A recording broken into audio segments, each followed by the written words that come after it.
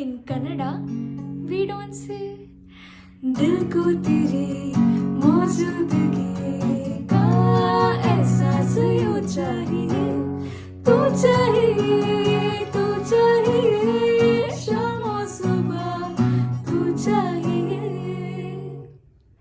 Instead, we say ನೀನೇನೆ ಅಂದರು, ನೀ ನನ್ನ ಕೊಂದರು, ಈ ಜೀವವು